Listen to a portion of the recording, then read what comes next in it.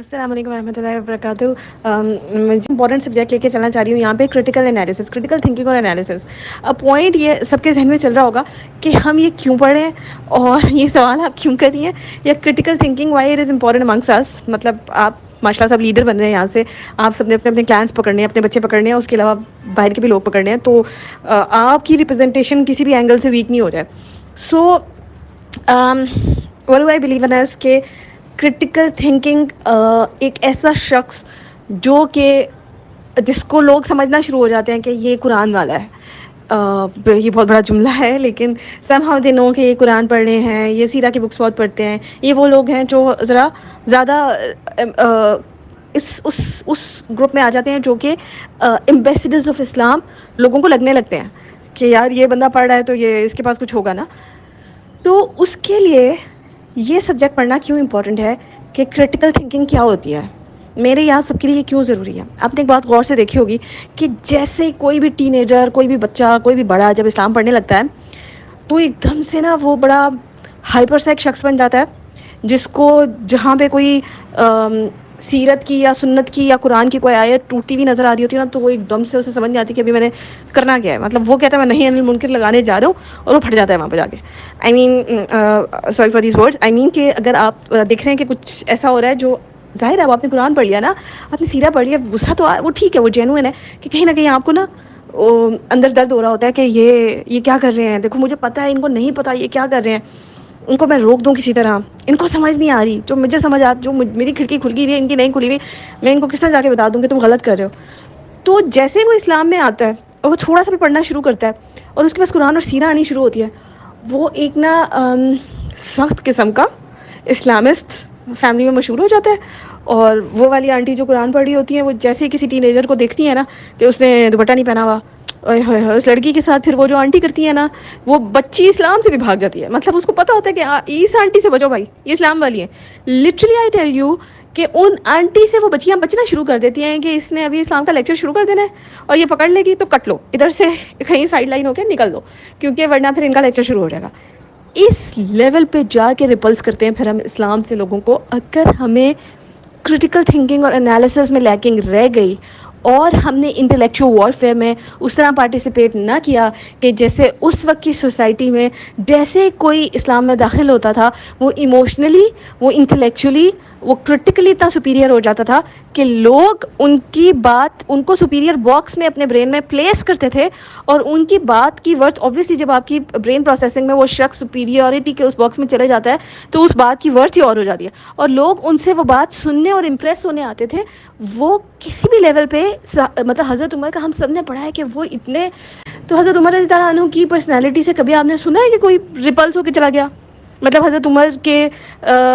اسلام میں ان کا غصہ کیا تھا. اور آج کا ٹین ایجر 18 والے کو آپ سیرت پڑھانی شروع کر دیں یا کسی مدرسے میں بھیج دیں, یا کوئی بچی قرآن والی باجی کے پاس جانی شروع ہو جائے, ایک دم اتنی سخت اور بٹر ہو جائے گی کہ وہ کالج میں جائے گی نا, شی ول بی لائک تم لوگ یہ گناہ کر رہے ہو, تم دوزخ میں جاؤ گے, تم کیا کر رہے ہو. اور ایک دم اس کی پرسنالٹی کے اندر آرگیومنٹ میں ایک دم سے وہ انٹلیکٹ مائنس ہو جائے گا کہ لوگ اس کی اس بات کو جوگ در جوگ سننے آئے.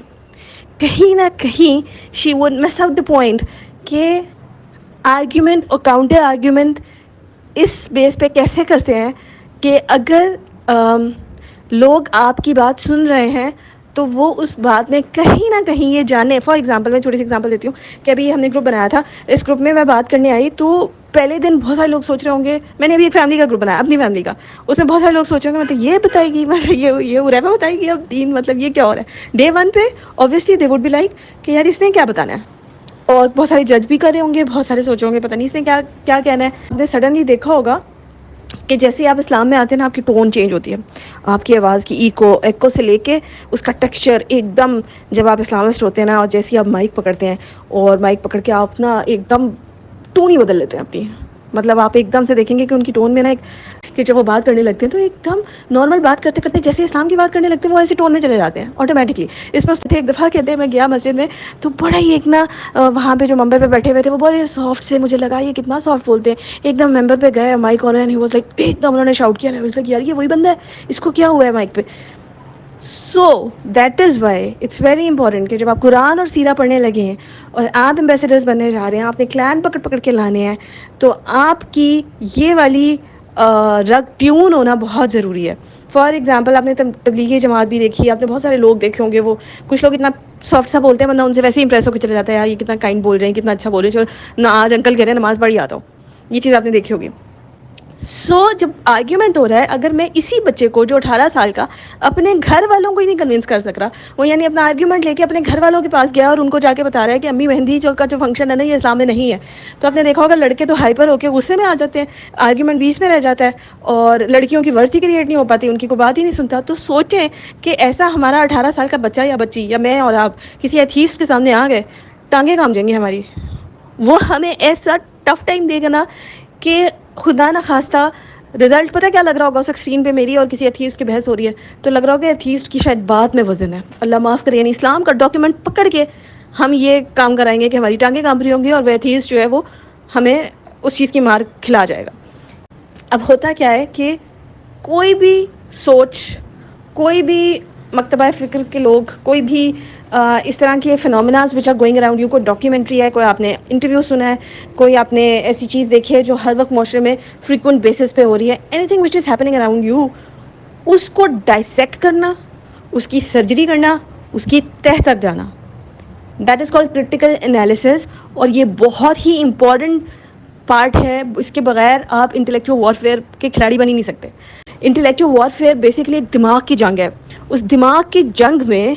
اگر آپ نے حصہ لینا ہے تو آپ کو اس چیز میں بہت اسٹرانگ ہونا ہوگا کہ کوئی بھی آرگیومنٹ چل رہا ہے, ڈبیٹ چل رہی ہے, انٹرویو چل رہا ہے, کوئی ہمارے روایات چل رہی ہیں, کوئی ہم آپ دیکھتے ہیں کہ ڈیلی بیسس پہ سب ایک ہی روٹین چل رہی ہے, کوئی any phenomena, anything which is going around you, اس کی تہ تک جانا, اس کو, اس کی چیر پھاڑ کرنا, اس کی اندر جا کے اس کی ایک ایک چیز کو اینالائز کرنا, اس کو کرٹیکل تھنکنگ کہتے ہیں. اب اگر میں آپ کو آسان کر کے اور مزید پڑھاؤں نا, کرٹیکل تھنکنگ کے آگے کچھ اسپیکٹس ہیں کہ جو آپ کے اندر نہ ہوئے تو امبیلنس آ جائے گا آپ کی پرسنالٹی میں.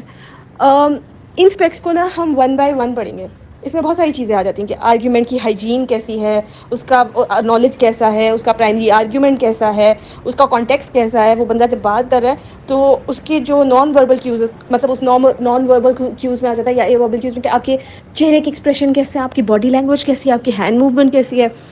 تو جب بھی کہیں کوئی آرگیومنٹ ہو رہا ہوگا یا کوئی ڈبیٹ ہو رہی ہوگی, یا آپ انٹلیکچوئل وارفیئر میں پارٹ تو ایسے ہی لے سکتے ہیں نا کہ یعنی گھر میں کوئی مہندی چل رہی ہے اور اس مہندی چلتے ہوئے میں آپ اب ایک سیرہ والے شخص ہیں, آپ قرآن پڑھ بیٹھے ہیں اور آپ دیکھ بیٹھے ہیں کہ یار یہ میتھس ہے, یعنی یہ زیادہ ہے, میں کم ہوں, میں ایک ہوں, یہ 100 ہیں, اور میں نے 100 کے جتھے میں جانا ہے, اور میں نے ہرڈ سائیکالوجی کو پیرس کرنا ہے, جو نبی کیا کرتے تھے, سارے نبی کی سنت ہے کہ ہرڈ سائیکالوجی کو پیرس کرنا آپ نے. تو کس لیول کا آپ کو کریج چاہیے اور کس لیول کی آپ کو کرٹیکل انالیسس چاہیے اس ٹائم کے اوپر کہ میں نے یہ سارے اسپیکٹس کے اندر پرو ہونا ہے. جیسے ہی میں نہیں انل منکر لگانے جاؤں گا اس بنچ آف پیپل میں جب کھڑا ہوں گا یہاں پہ اس ہال کے اندر, تو ایکچولی میں نے کیسے ان کو ایسے جڑ سے پکڑنا ہے اور ہلا دینا ہے. تو میرے اندر وہ کون سی کوالٹیز ہونی چاہیے, جتنے میں نے گنوائے نا آپ کو, اور ان میں آپ آگے بھی ساری ایک بار ریڈ آؤٹ کر لیں گے. اس میں فیلیسیز, اور یہ فیلیسیز بیسکلی اس کو میں آگے ڈسکرائب کرتی ہوں. بیسکلی ہم فیلیسیز سے اسٹارٹ کرتے ہیں. اب بیسکلی یہ جتنے بھی میں نے آپ کو پوائنٹس گنوائے نا, ہم اس کو ون بائی ون بہت سلو لے کے چلوں گی, میں کچھ بھی اسپیڈ اپ نہیں کروں گی, بہت آہستہ آہستہ لے کے چلوں گی تاکہ آپ اس کو انٹرنلائز کر سکیں, اور جب بھی آپ جہاں بھی بیٹھ کے بات کریں تو آپ اس کو اپلائی کر سکیں انشاءاللہ.